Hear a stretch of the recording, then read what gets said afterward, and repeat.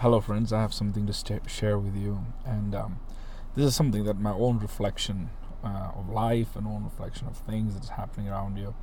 To be brief, I'm a pastor, a traveling evangelist. We are traveling, me and my wife. We are traveling all around America. Anyway, this happened. Somebody gifted my son a Strider, which is more like a bicycle, but it doesn't have pedals. It's very small. My son is 2 years old, and this was given to him on his second birthday.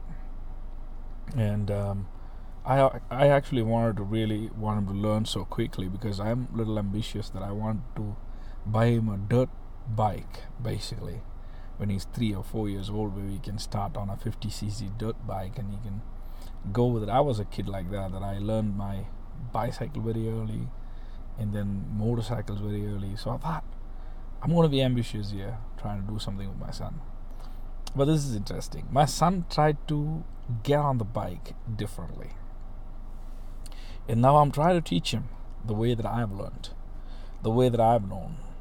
And after a while, I started realizing myself, he's just 2 years old and I'm too controlling. Or I want him, and I said, God, what am I doing here?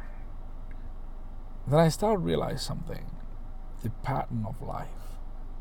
Many a times, we also do this to our loved ones. When they do things differently than the way we are used to, we expect that to fail so that we can step in and teach them the way that we have learned. Now, here's something we have to really reflect into. Here's something we have to really look into. What am I doing here? And what happens is, most of the time, when we start crushing that creativity, we stop crushing the courage to be different.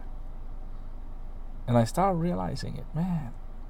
Sometimes I'm also surrounded by people. I grew up in an ambience that when you did things differently, they expect you to fail. I mean, they don't say that, it's just subtle. It's just so subtle that it's like, I'm going to watch him fail. I'm going to watch him fall. I'm going to watch him.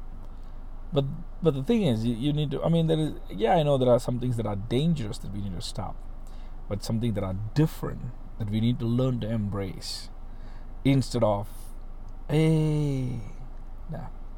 I think I need to embrace the difference. Not feel threatened by it. Yes, there are things that can be dangerous, I said, that we have to stop.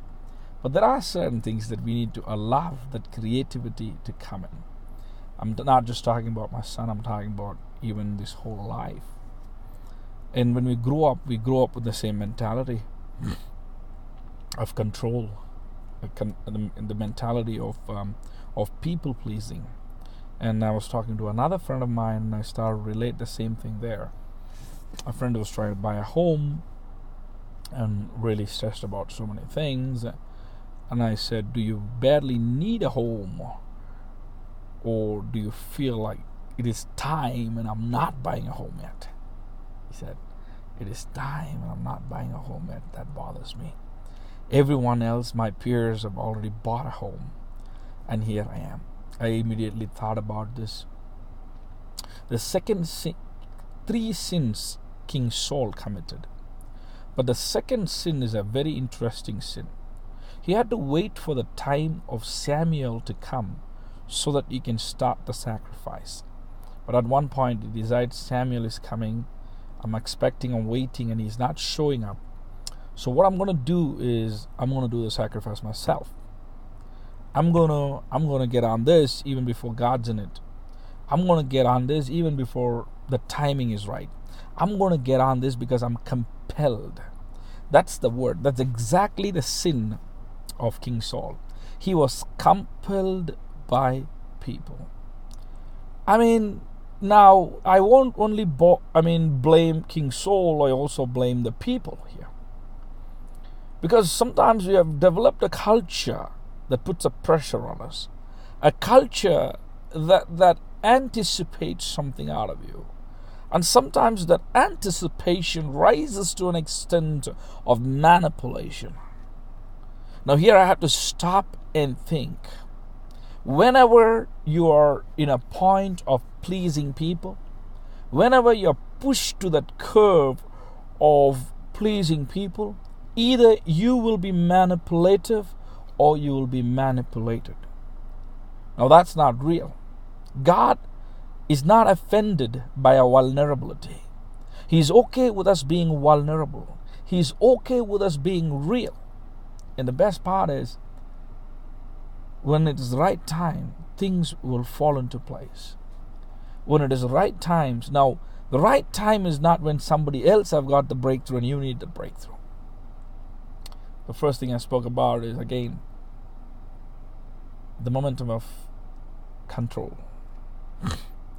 When we want to take control over our life, we think that's the way of life, and we want everybody else to have a control over their life, and then we also end up controlling and speaking control and believing in control.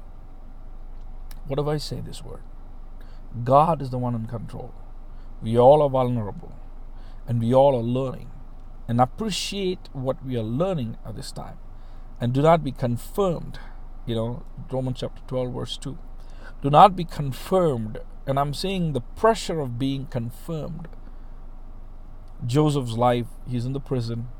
Now Joseph is giving direction to his other people in the prison, and they get released and they get positioned.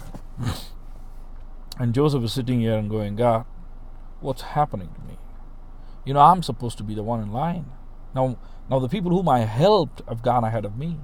And here I am, have done nothing wrong, and now you start analyzing yourself and start saying, oh, God, where did I go wrong? Where is my breakthrough? Let me say this. When God is not denying the breakthrough. When there is a delay, it's not denial, but God's definitely doing something amazing behind the screen that we should start appreciating. Instead of competing, instead of comparing, instead of conformity, instead of manipulation, we need to sit back and just enjoy the journey, every step of it, and say, God, thank you for what you're doing in my life at this moment. Though I feel like I'm left behind, though I feel like I'm behind everyone, though I feel like I'm the last, though I feel like I'm not doing that great, I'm going to believe in your grace. Not what I deserve, but what you give me. But I believe that you also have great plans for me, that you're going to accelerate my life at one point or the other, where you're going to compensate the time that was taken away from my life, where you're going to give back things in my life that I don't even think how it's going to happen, but it's going to happen. And I felt like that. This is the word I need to release this morning. Like growing up, I also grew up in such a way where every time I failed, every time I tried something new, I was expected to fail. When that happened, it started killing my creativity. Today I want to be creative. I don't want to be confirmed. And I mean, people look at you like a rebel when you start doing things differently. Man, every time when somebody does things differently, they are not rebellious or dangerous. They're just creative. They refuse to be confirmed, and they're trying to do something differently. Talking about people who are supposed to get married at this time and not getting married. People who are about to have a job and didn't hold a job properly. A person is expected to have a home by now and doesn't have a home by now. Man, I want to encourage you. Dare to be different. Do not be confirmed. Because there's one life. The opposite of courage is conformity. That's not my life. That was Bill Johnson's. I was listening to him a couple of weeks ago. And God is a God of creativity. God is beautiful. God is amazing. Joseph was released 2 years after the people whom he guided to get out was released. But Joseph was definitely positioned above and beyond everyone else.